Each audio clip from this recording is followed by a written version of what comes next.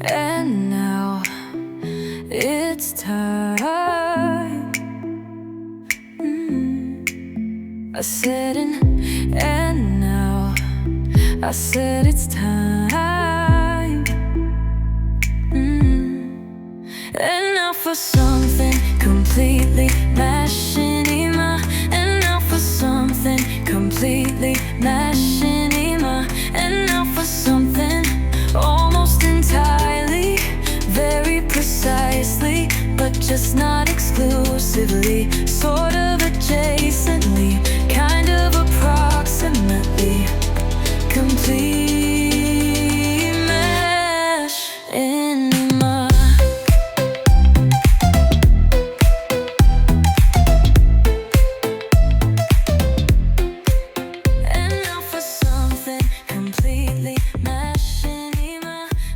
Hello and welcome to And Now for Something Completely Machinima, the podcast about machinima, virtual production, and related technologies. My name's Phil Rice, and I'm here with my co-hosts, Damien Valentine. Hello. Ricky Grove. Hey. And Tracy Harwood. Hi. So I'm very excited about this pick because if you were to go through my Steam account and see which game has Phil invested the most time in the last 3 years, it would be this game. The least likely one that I would have ever thought that I would be able to bring a machinima pick for, because of all the games, that we've ever run into out there, this one just seemed ill-suited for it to me because of it's kind of a 2.5D isometric view the whole time. There's no camera controls. It is a moddable game, but there's no scripting or any of the kinds of tools you'd expect to be able to make narrative machinima, which is what makes this little film, to me, that much more remarkable that he pulled it off, because most, if not all, of what we will see here is game footage. Wow. I'm pretty sure near 100%. I might have to go over it with a fine-tooth comb to see if he augmented or anything, but I know this game really well, like embarrassingly well. Are you going to tell us how many hours you've got? No, I'm not. No, I'm not. If you're in my friends list on Steam, you might be able to take a peek, but no, I'm not. Elden Ring, 4,000 not Elden Ring hours. levels, but for me, it's a lot. I don't get a lot of gaming time at all, but yeah, this is the clear leader. So I'll start with a quick summary of the game, because there's going to be a lot of... This is an indie game, and a lot of people have not heard of it or have heard little about it, except for me name dropping it once or twice over these years. But Project Zomboid is a zombie survival game, and it is a hardcore and permadeath, very detailed survival game that takes place in... the game is set in the middle of Kentucky in the 90s, and a zombie apocalypse has just broken out, and you're waking up that first day, and everybody is a zombie except you, basically. If you die in the game, it's game over. And man. you will die in the game. In fact, the developers are so confident of that the opening title, when you start up a new session and start up a new game, there's a few lines of text that appear, and the final of which is, "This is how you died." Past tense. Yo. Yeah. So it's a hard one, huh? It's a hard one. Yeah. Even on the lowest settings, there's a learning curve. I love this game. I love it. It took me a long time to get to where I could, actually survive for a decent amount of time. But it's an unforgiving game. Okay. So that's the context, is, zombie apocalypse has happened. Now there's been some mods made to the game, which he does make use of in here. Some mods made to the game that actually take the time back to, I think it's the week before the outbreak, and they've reprogrammed all the zombies to be, and they've re-graphicked them and everything to be regular NPCs with behavior, moving around and doing normal Sims 1 like people things. Right. And then the outbreak happens and everything goes to shit. So he clearly used this because in the actual vanilla game there are no people hanging out at gas stations and sitting down for dinner. That's not a thing. Right. Everybody's undead and out to kill you. So yeah, the story that's told, which is all of his films, the filmmaker's name is Werlias, I think is how it's pronounced. And all of his short films that I have seen that are made with Project Zomboid, which there's numerous ones, they're all told, pretty much all told in this same style, which is there's no voiceover, there's no narration. I don't think there's even any on-screen text on most of them. It's all told visually by shot selection and showing certain actions in a sequence. And given the limitations, the graphical limitations of the game, which, yeah, it evokes the era of Sims 1, 1.0 graphics. Quite low end compared to what we would see today. You wouldn't expect much, but he manages to deliver a really touching, I think is maybe the best word I can come up with right now, story. Obviously sad, because there's not really going to be happy stories in the world of this game, that's for sure, but remarkably effective silent film techniques, essentially. There's music and there's action on the screen. And even silent films would have, the pop-up cards with dialogue, and he doesn't use any of those cheats. It's just visual, and yet at the end of it, the narrative is clear, the message is clear, and it connects. At least it did with me, connected with me emotionally as just, I think when I think about zombie films, I don't think about like the obsession seems to be with, well, gee, how much more realistic can we make it, and all of that aspect of it. Yes. Is not what's interesting to me about zombie apocalypse movies. What's interesting to me about zombie apocalypse as a genre is what it is that we are trying to contend with as an idea when we're imagining a world that this has happened to. And it's much broader than just, I want Flash. That's secondary. It's completely secondary. Even shows like The Walking Dead, which were on its surface, it's just a zombie show. No, it's not. It's about these people who are put in this horrible, impossible situation and have to deal with losses that we would hopefully not have to deal with in our lives. I mean, just horrible, gruesome losses and homelessness and running. And I mean, it's the ultimate catastrophe. You're on the run. Everybody's out to get you. You can't even trust your other fellow humans and those elements, because I think maybe particular to maybe this is a mostly post-20th century phenomenon where all of us at some point in our lives during that century grew up with this really weird, really real feeling that all of this may end. We may just be stupid enough to blow ourselves up. Yeah. But the worst thing that could happen isn't that we would die in that. It's that we would survive that. And how would we get by without infrastructure? What kind of a weak, fleshy being are we now when we're so dependent on running water and electricity and food just being drop shipped to us? How would we contend with that?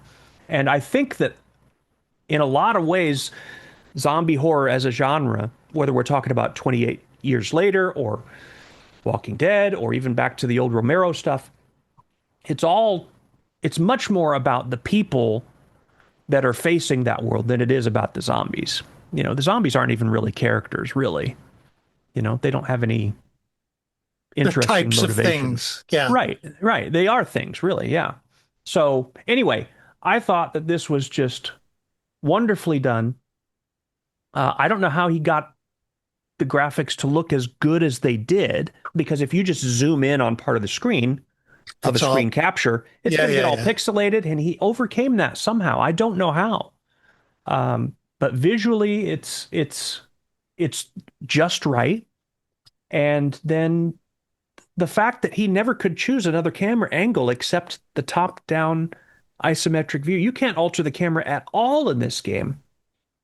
And he pulled this off without being able to be a sophisticated camera operator. He just did it with cropping and shot selection and then enhancing. And to tell a story that is this clear and, frankly, this emotional was just really impressive to me. And yeah, you're right, Ricky. It contrasts a lot with the film that we talked about last week, where it was, again, primitive animation, but I know you didn't want to make ethical judgments on it, but I'm going to go ahead and say used for evil.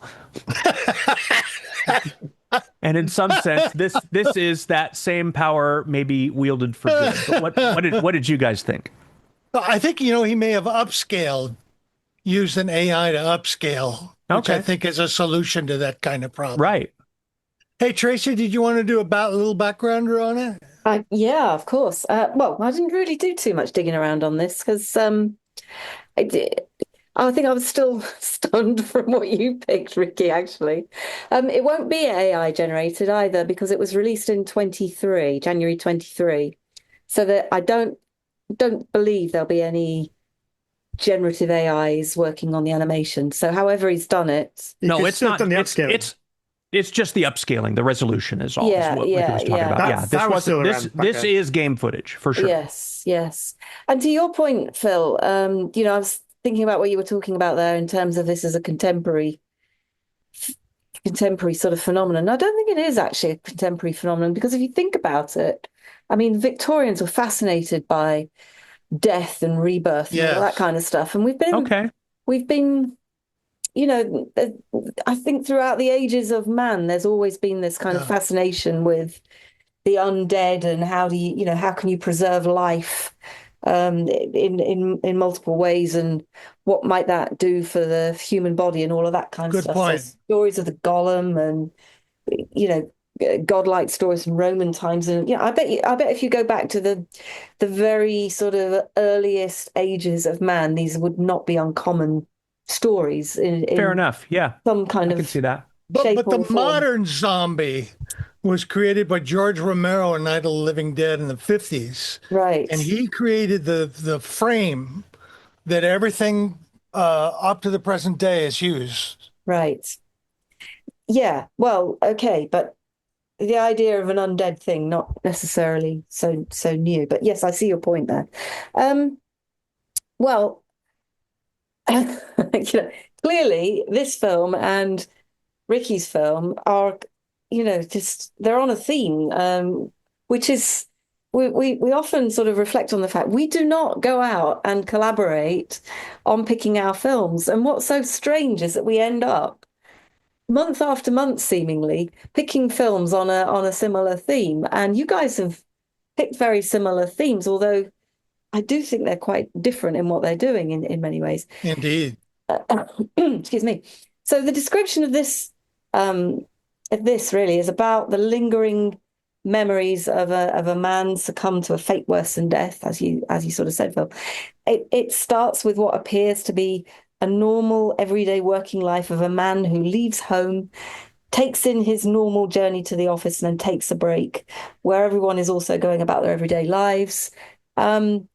And clearly that's all just memories, because as he sits on this bench reflecting on his day, he's suddenly jerked back into his current lived reality, and he's left, or seemingly left, with this overwhelming sense that he needs to get home.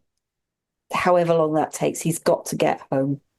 And immediately that puts this film on an entirely different footing to the quality of what we were looking at with Ricky's pick, which basically was just relentless blood and gore as a kind of primary focus, as a for these. Well, basically, it's just a gag fest around gore. Evidently, what we've got here is a really interesting story, and it's, as you said, it's really, I think it's beautifully told.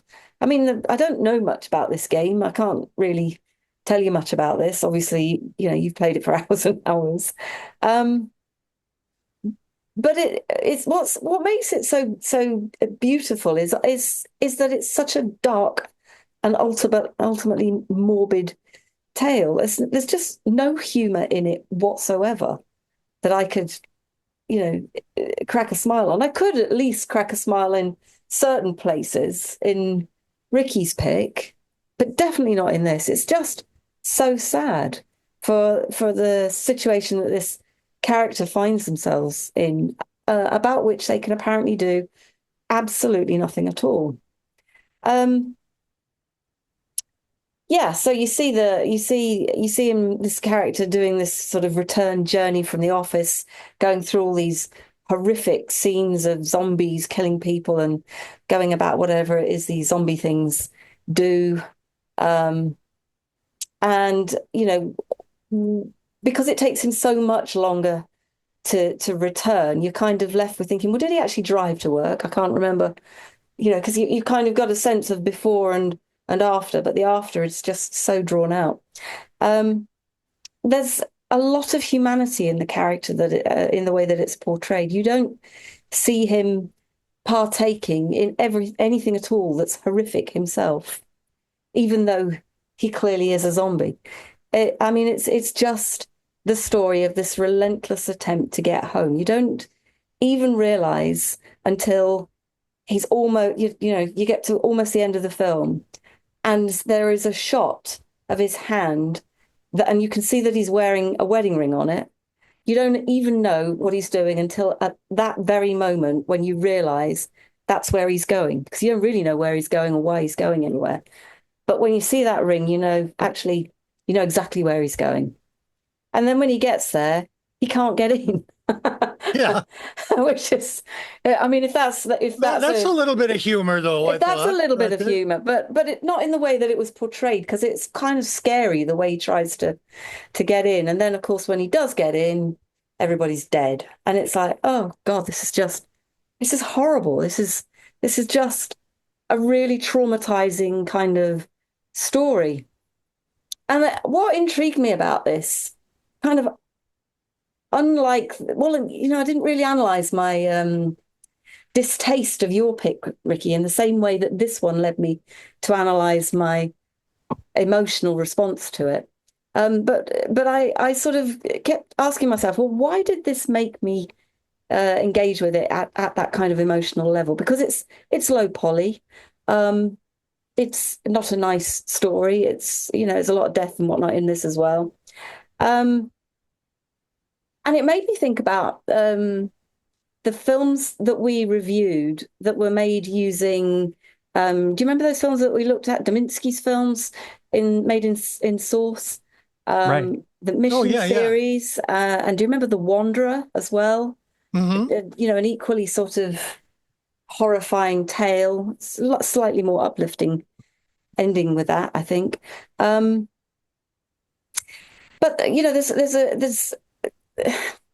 there's a few ways I think that this is so effectively done. I think it has a lot to do with the soundscape, and that's the same with Dominski's as well. It was all done through the soundscape, and there's particular songs in this that are quite interesting. So I looked up how the song, what the songs were. One is Dancing Star by Akash Gandhi, which is a piano piece. I'd say it's been inspired by the likes of Einaudi. So it's very kind of uplifting in its in the way that it's sort of, taking you through sort of a pattern of uplifting and lower moments. It's an interesting way that the piano is used in that in this story. And then the other one is They Were Once Here by Zach Beever. And Beaver was the guy that composed the music for Project Zomboid itself. Do you know how old this chap was when he created that music, the second piece of music? Do you, Phil? Who, Zach Beever? Yeah, do you know how old he is? No, I'm not sure what his age is. He was 16 when he composed this Wow. music for Project Zomboid. Wow. I knew I the would devs not on this believe game that. were mostly younger, but I didn't realize the Yeah. composer was that young. That's amazing. Yeah, It's well, amazing. yeah. So when they were making this, um, he was just starting out making a bit of music. I think he's a science grad, or getting into science, chemistry, and all that sort of stuff. But liked tinkering with music as well, and he was looking for places or areas where his music could be used. And one of his mates said, "Oh, try these guys. They're just releasing something that's a bit odd. Maybe you'll be a fit in there." And they took him on almost immediately. And it's that music, I think, that makes this such a compelling piece. Hmm. So that is probably the overwhelming. I think, with the music, with certain key things that you see in this story and the way the character is portrayed in the context of what's going on are basically the things that drive it. There's only really one final observation I'll make because I couldn't actually find anything out about Werlias or whatever you want to call him. Um, but I do believe he's joined the Project Zomboid team, or at least was creating and providing assets built with the Project Zomboid models and the 3D items to help the creators actually expand on its lore. Plus, the guy hasn't posted anything for about a year. So I hope he's not actually lost to just becoming a game dev because I think he's pretty good at the storytelling side of things as well. Yeah. I think But so too. but that's all I've got on it, really. That's not too much to go on, I think. But the Great. music is very compelling for me, I think. Great comments. Yeah, I agree. Damien, before you get overwhelmed with all the rest of us talking, why don't you share your thoughts? Well, okay. I want to build on something Tracy was talking about. When the zombie gets to his house and his family are inside, well, he's obviously a zombie, but they're skeletons. So we don't know how they died, but they Mm. didn't share his fate. Good point. Um, Maybe they were zombies at some point and then they just died again. Like they stopped being zombies and just decomposed as left as skeletons, or maybe something else happened to them and they died together, or maybe maybe they killed themselves to avoid the zombie apocalypse because they knew it was happening around them. You don't know. You don't get an answer to that. But it's just something I noticed. Thought he's he made this trip all the way back home as a zombie. He's compelled to do it, but his family weren't waiting for him as zombies. They were dead, properly dead, laying on the floor of their house. And I thought I wanted to mention that because it is a contrast to what his own fate was. Um, so Phil, you actually answered one of my questions was how do they do the pre-apocalypse scenes? Because I haven't played the game, but I didn't expect it to begin before the apocalypse. I thought it would start afterwards. So that's been answered. And it also mentioned lots of mods were used, and something I noticed was in the credits is I've got an extensive list of every single mod and who created that mod. Mm. Some of those mods were all Yeah, created by one person. that was a classy move. Yeah, Yeah. I wanted to mention that because it's important to do that when you're making a machinima. If you're using lots of mods or content from creators, do credit them in your credits because they went to the trouble of making whatever it is you're using. Um, it doesn't hurt to show some respect and to thank them for it. Yep, And someone else watching your exactly. film might want to use their mod to play the game, or if they're making their own machinima projects, they may want to be able to look up that mod. So yeah, please do credit everyone that's involved, even if it's a mod you found online, you've never spoken to the person who created it, or if it's a photo or whatever, give the proper credit where it's due. I really enjoyed this film. It did have some strong Walking Dead vibes to it, which is to be expected from something that has about the zombie apocalypse. I did notice the Sims 1 limitations of the camera, and I think that actually works well for this film because you've got a limitation of the game. You're still working around it to create a compelling story. And we talked before about how some Machinima films don't have a single word of dialogue, and yet they can still convey a story that's interesting to watch. You can completely understand what's happening and the meaning behind it and the character's motivation, even if they don't say a word. And this is one example of that. So a lot of credit must go to the creator of this film for having that talent to do this. Yeah. Yep. Skills I highly respect and admire. Me too. Thanks. Okay. So let's assume that this creator was hired by Machinima and he's bringing in the first episode to show to Philip Devoise. And Devoise starts to watch it, and he's enthusiastic, but then about 60 seconds into it, he starts tapping his fingers, and he's a little bored. And at the end, he says, "Okay, I think we got something here, but we got to have some changes. First off, we got to get rid of this music. We need to have much happier, more funny music, for it. And then cut out all of this stuff where he's just wandering around and shots of the wedding ring. And we need to have more death, okay? More guns. Need to have more guns. We need to have more people dying and more zombies attacking people, okay? And he can't end up at his home. He's got to end up at some place where there's more people to kill. So that'll be the climax. And then, other episodes, these zombies are killing all these people in these very funny ways. If you could do that, I think we'll make a lot of money off of it. This film is a perfect contrast to the film we had last week, because the film we had last week was targeted toward a certain audience who wanted to use cruelty and death or a gag fest around gore, which I thought was a wonderful phrase that you said, Tracy, to make people laugh. And it was highly successful. Millions, billions of views, levels done. I don't think you'd have the same success with this film because it does something fundamentally different. And I maintain more mature than and I suppose that's a value, but what the hell, I have it. Because what it does is it produces empathy in the viewer, which is why we reacted to it. The music sets the elegiac tone, and you feel for what the character has lost. And that makes you realize that not only has this character lost his family, he's lost his humanity, but all of the zombies have lost their humanity and lost their pasts.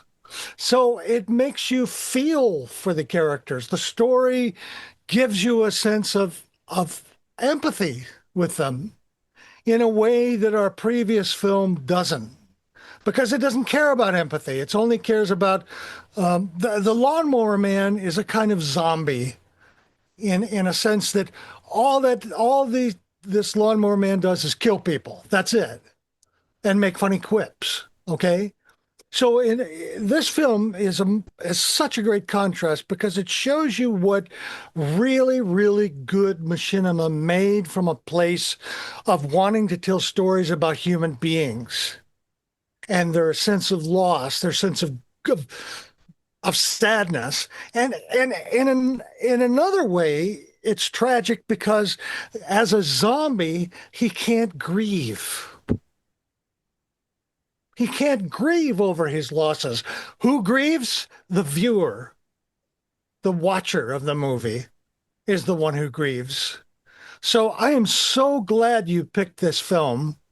It's not technically sophisticated, but that doesn't make a difference.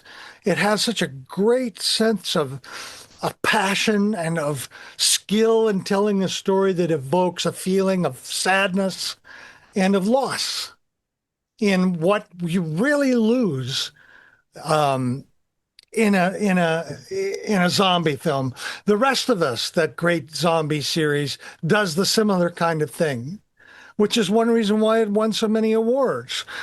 Happy Wheels would not win any awards, but it would get massive amounts of popularity amongst the people because there are literally millions of young men playing video games that would just laugh themselves silly and then go to their school and say, "Hey, have you seen this? Hey, you got to watch this." Suddenly everybody's making mods and it's just funny.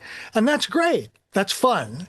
But I think this is a more sophisticated, more mature way of telling a similar kind of story that produces an effect that what great literature, what great art does.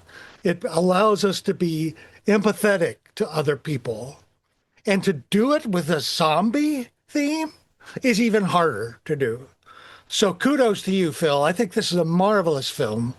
And go fuck Philip Devoise. He can make all the money he wants from it. But what's going to last is this film. And what's going to make a difference to people watching it is this film.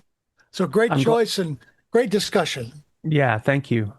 I'm glad you brought up the literature reference because if I had to characterize how watching this short film made me feel, it's the way that I would have felt after reading a very good, sad short story. Like Of Mice and Men. Without a single word, but it gave that same, it's built of that same stuff. You're right. And I think it's not only more mature, I think it's also has the potential to be more lasting, more universal, because again, it doesn't really have anything to do with no one's going to find this in 10 years and go, "Oh, look at the graphics." If they do, guess what, dude? Go find the Happy Wheels film because this wasn't made for you, you know?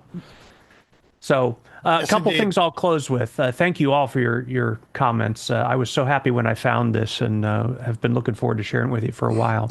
So Tracy, I'll put your mind at ease about the door that he couldn't get in at the end. If it makes you feel any better, there's no such thing as a door that a zombie can't eventually get through in Project Zomboid. Oh. Just give it some time. All doors will break down. All of them. Steel, wood, whatever. So he would have got in eventually. As far as the skeletons on the floor, Damien, yeah, you're right. Those are unusual to encounter in the game. This I can't remember which of the zombie worlds from TV and film besides Walking Dead have the thing where everybody's going to turn into a zombie when they die, right? I think that might be pretty specific to the Walking Dead world, if I'm not mistaken. And yeah, so one of the things that you can encounter in the game is you can go into a house and you'll find someone there that is truly dead. And usually they're there there's a bottle of pills or a gun laying on the floor or whatever to explain why. Now, turning into skeletons is a little different. The zombies will eventually turn into skeletons after they've been killed by you, because you can kill them. It's not easy, but you can. And over the course of time, they will decompose and a skeleton will be left behind. So, yeah, that's the skeletons is actually a thing in the game. It's just not terribly common to have encountered a scene like that. So I just thought I'd mention it. Oh, so you think that they were zombies, and that's one possibility. Oh, okay. Yeah, one possibility is they were zombies, but then the question would be the way that they're laying. Who would have killed them? Like the zombies don't tend to, just hang out together and wait somewhere. They're always they respond to any sights or sounds or even smells. I think in certain. I don't know if they've implemented smell yet, but they plan to. It's a ridiculously realistic game. Okay. The Debevoise or Debevoise. Phil, there's no such thing as zombies, mate. There isn't. Oh, no, I know. I don't know. I've seen some people that I would categorize as zombies. Right. Not literally, but figuratively. Yeah. So speaking of zombies, I actually had a pitch meeting experience with Philip. They approached me as well. When I released the very first episode of Chronicles of Humanity, it's got the big space battle.